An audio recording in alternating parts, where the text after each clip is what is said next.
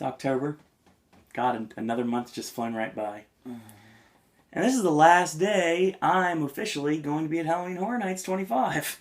As a matter of fact, there is still that meetup we're doing tonight. If you have Express Passes, RSVP, obviously it's on my Twitter. So, I am in Orlando right now having a blast with James and Tristan and the entire gang. So, what does that mean?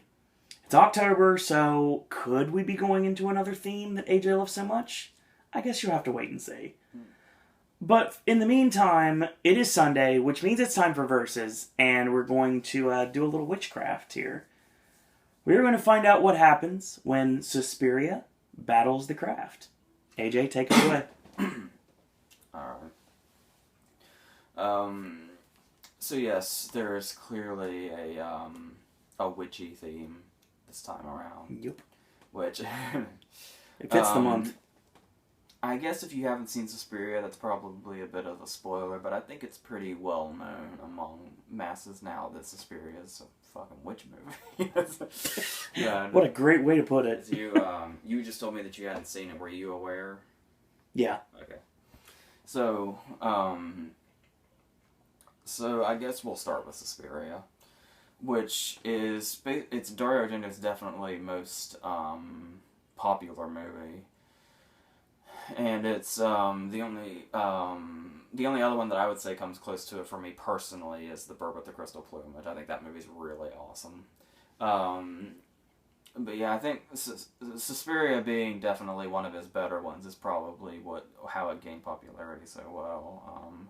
On top of being a relatively accessible subject as opposed to some of the other crazy ass shit he's partaken in. And it just starts off immediately. You get this feel of old school 70s horror. You have like this really screechy score, almost like it's a knife and fork on a plate or something. And there's this narration going on. As Jessica Harper's character has shown up to the dance academy that she cannot get into despite the fact that she's in the middle of a storm. She is shooed away by whoever she talks to on the intercom. And that takes us right into the most famous scene of the movie, which is basically the opening, where a girl has appeared to have escaped the dance academy and takes shelter with a friend and ends up being attacked, stabbed repeatedly, thrown through the glass ceiling, and hung, as her friend takes glass to the face and killed herself in the process. That image of her hanging with the blood on her face is probably one of the more famous images in movie history. It was Drew Barrymore's death scene in Scream as immediately taken from it. Homage, if you will. This is my 7th video today, that's why I'm I'm so clearly into this. Oh my god. Now, the one thing you'll probably notice immediately about Suspiria, number one, is the dubbing. I know it's bad, but that's just what you get in this part of the horror genre. When you dig this deep, that's what you find. You find Italian dubbing, and it's really not the greatest thing. But that really doesn't take away from the movie's magic and brilliant horror. There is well, for starters, another reason I bring that up is because it kind of adds a bit to the already shaky, if you will, acting of this movie. The acting is not that great in this movie by any means, but the one thing that I really like about Jessica Harper here and her casting is that she has like the face of innocence. She has a very pure look about her. And so putting her in this, she still has a way of emoting to where you kind of get a sense of the danger she's in, but for the most part, it's just the contrast of everything that's around her with just kind of that very, innocent, almost childlike innocence she has in a way about her. And then we come across, okay, she's not always a fascinating protagonist by any means. It's actually to a point to where a lot of the time in this movie we're not even following her. We're typically following somebody who's about to become a victim, or just somebody who's suspicious. but there's still a lot going on in this movie that really, really, give it its feel. For starters, I already mentioned the score, which is insane. There is the use of sound is really, really important in this movie also. And sometimes it's not even that. Sometimes it's stuff that's you can't really tell if it's on the soundtrack or if it's coming from within the movie. You're not quite sure. But there are moments where you just hear like a voice whispering the word witch or whispering the word wait, one of the two, depending on the scene. And it sounds more like a sound effect than somebody saying a particular word. It just kind of sounds like, a gust of wind or something going by, like a sharp gust of wind going by. Just looking out for the use of sound in it is in any particular scene is really, it's fun to look out for that kind of stuff. But then of course you have the, I guess you could say symbolic stuff. For instance, the maggots. In any other movie, really, they would just kind of be going for gross out, more or less. But in this particular case, I'm assuming that it's some kind of underlying thing where it's, the girls are just in the room and everything's great, and then maggots start to kind of seep from out of the ceiling and onto them. Just like thousands of maggots everywhere. Which I guess is kind of representative of the idea that there's clearly something really dark, disturbing, potentially disgusting lurking literally within the school itself. Which would explain a leakage of maggots, I suppose, to put it in a literal sense. That sense of underlying lurking, I guess you would call it. And what's really interesting about this is how they managed to take... This basically is a B movie made by a masterful director. It's got a very, very simple plot. Like I said, it's got the bad acting, the questionable dubbing. It very much fits the profile of a B movie, but it just so happens that Argento just happens to be a master of both. There's the two things in horror, and usually they either go for one or the other. They go for atmosphere or they go for gross out. And Argento is known for being a master in both of these. This movie is really, really heavy on tense atmosphere, and this movie is really, really heavy on grossing you the fuck out. And most of his movies are like this. Bava was a big inspiration for him, I believe. So that explains a lot in itself. As far as gross out scenes, you have scenes like, scenes that kind of combine both of them. You have the dog scene, where the blind guy is kicked out of the academy with his seeing eye dog. So there's this very long scene where they're just walking in the dark alone. It's just him and his dog. And we know that he's blind and he can't see anything surrounding him. But we see, it's just a large open space and there's nothing around him. But there's still something confining, as if you can sense there's something in his presence. And it's just this really long scene that plays with atmosphere really, really well, and plays with expectations really well, too. And then after all this build-up, the scene ends with the dog attacking him and literally biting his throat out in graphic detail.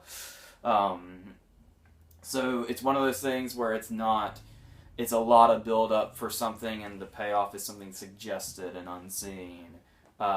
He pays off for both of what people might be looking for. There's a lot of slow burn and build-up to something really graphic and disgusting. So it's just like this perfect little concoction of what kind of everybody is looking for in horror happening all at once. And just pleasing everybody. I think that's another reason that it has such kind of it has a surprisingly universal appeal, despite the kind of movie that it is.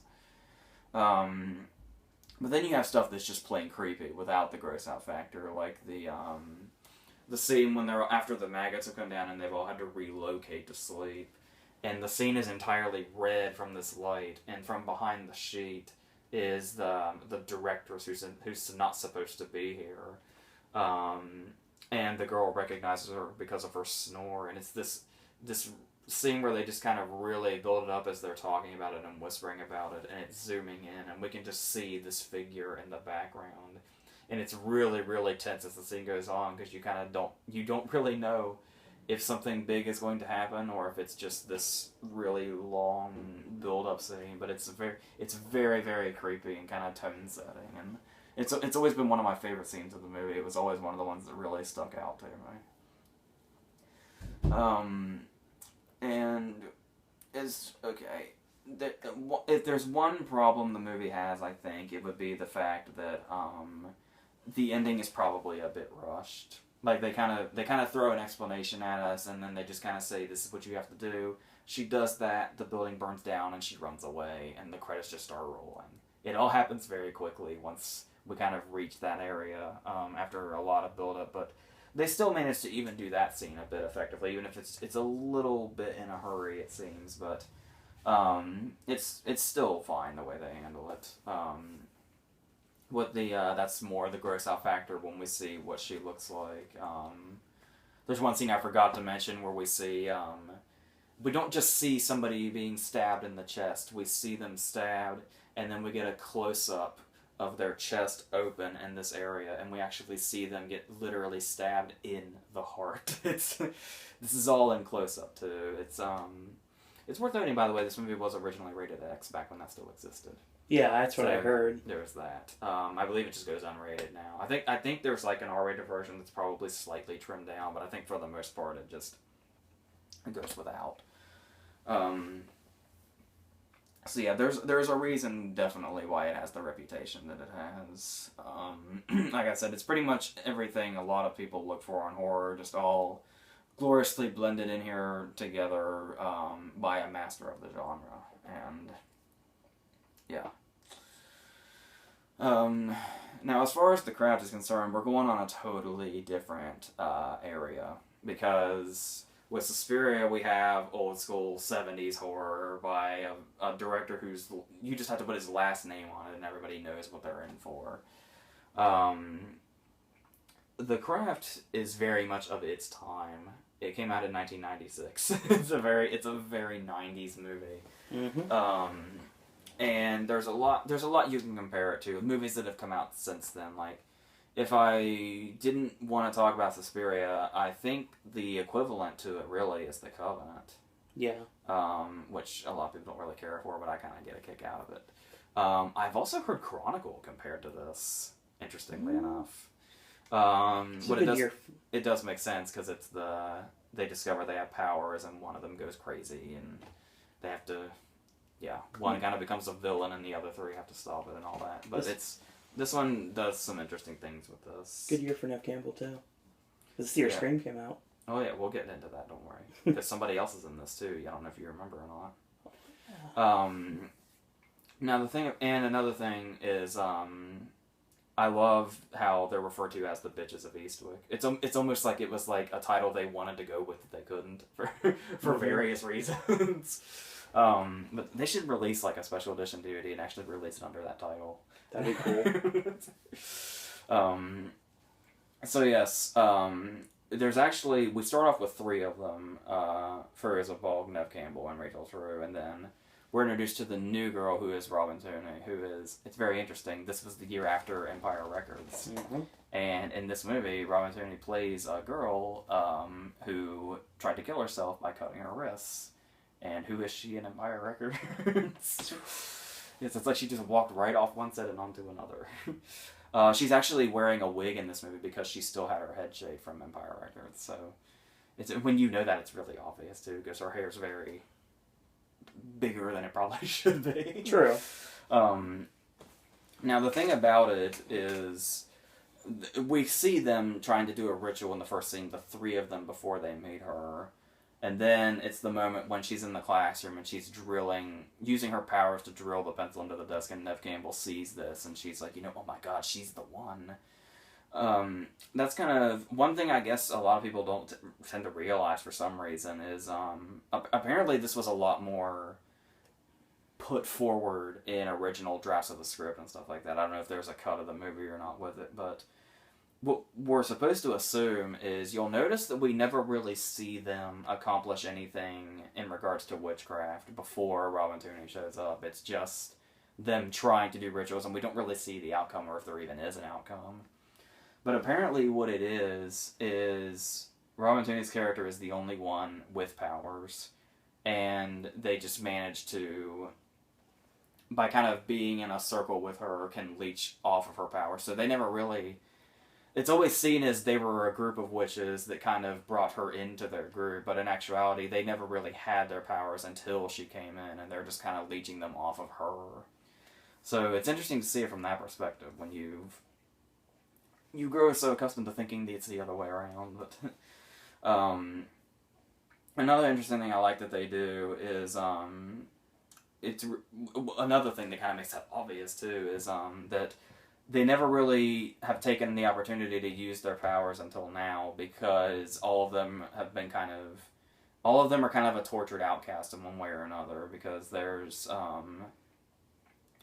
Firuza Balk, who is just, her character is just kind of seen as like the ultimate outcast, and she just kind of has that appearance of somebody who just does not belong. And then there is Neve Campbell's character is covered in all of the burns and the scars and all that, and there's rumors going around about her. And then Rachel True's character is dealing with Christine Taylor, and Christine Taylor is a racist diver who calls her a word that I've never heard outside of this movie that I won't repeat on camera in the event that it's offensive. But it's, yes, way to go, Christine Taylor. And of course, Robin Tunney's character is kind of tortured by Skeet Ulrich's character, who is this... He and Breckenmeyer are kind of like these bullies who go around and spread rumors about her sleeping with him.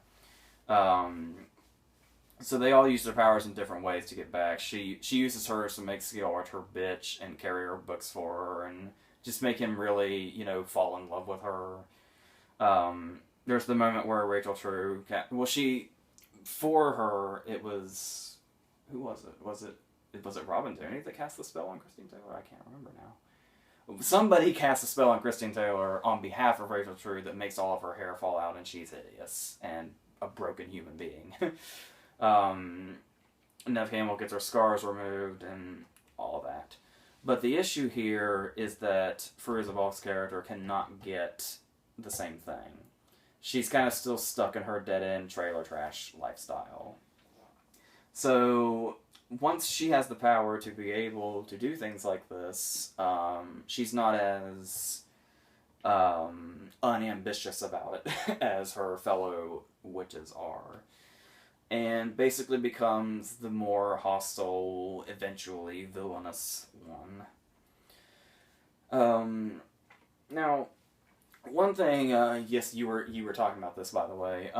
It's worth noting that Skeet Ulrich is in this movie, yes. And this was the same year as Scream. Yep. Another interesting thing that kind of stood out to me, I have no idea if this is on purpose or not, especially since I assume these would have to have been like simultaneous with Scream.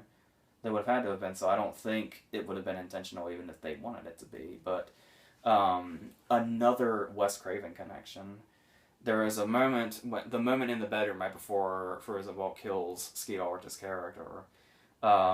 She's sliding toward him and saying that she says, "You're nothing, you're shit." That is the exact line that Nancy says to Freddy Krueger in the original Nightmare to get him to disappear. I don't know if that was on purpose or not, but she says it like in the exact same way and everything. I'm assuming that was an intentional reference. Now, the thing here is, and I do love how it kind of slowly builds. Like, for a while, it kind of seems mundane, and then as they get and most of them, another reason that Firuza Balk's character stands out is the fact that they all kind of start to feel remorse for what they're doing. Like, Neve Campbell starts to show a conscience after a while. Rachel True's character shows regret when she sees Christine Taylor and they shower with all of her hair out now, and obviously Robin Tunney's really, once Skeet Ulrich's character is killed, she's very, not happy about it by any means. And then as it keeps going, it just gets out of control, and then finally we reach this ending where just all hell breaks loose, and there's everything from snakes to rats to maggots to scorpions and just bugs everywhere when they're just kind of all three of them have kind of taken on Nancy's approach to the situation, and they're trying to basically, so The thing about it, though, is... Sorry, I was distracted by something on the back of this cover and I lost my train of thought. The main thing here, though, is this is a premise that is so out there that I honestly think it wouldn't... Like, The Craft is not really a movie I took to the way other people did. I still get enjoyment out of it, for sure, but the one thing that I always realize when I watch it is the fact that if it were not for Fairuza Balk's performance, I don't think this movie would work. Because it's a very interesting approach to things here, because it came out in this time where it was... This, basically, in 1996, was the ultimate teen girl movie. Because we already had Clueless, and we were coming up on everybody being obsessed with Charmed. And this is like the exact middle of those two things, an exact combination of those two things. And I remember this being, like, obscenely popular when it came out. Oh, yeah, for sure. And still is. But the thing about it is, with all these things working together, like them showing remorse and it trying to be kind of touching in a way and be funny in a way, but also be dark and horrific in a way. Without Nancy's character and Balk's performance being able to pull all of that off individually within her one character, where sometimes she's funny and sometimes she's tragic and then other times she's horrifying and then other times you can be sympathetic towards her despite the things that she does. These are all things the whole movie is trying to accomplish, and I think without her at the center of it, being able to pull it all into this one character, the movie would be a mess everywhere. So, I've always thought, people really do love her in the movie, but I don't think she quite gets enough credit for being, in my opinion, the one thing that really holds the movie together. Because if her performance hadn't been as good as it is, this movie would be hard to buy.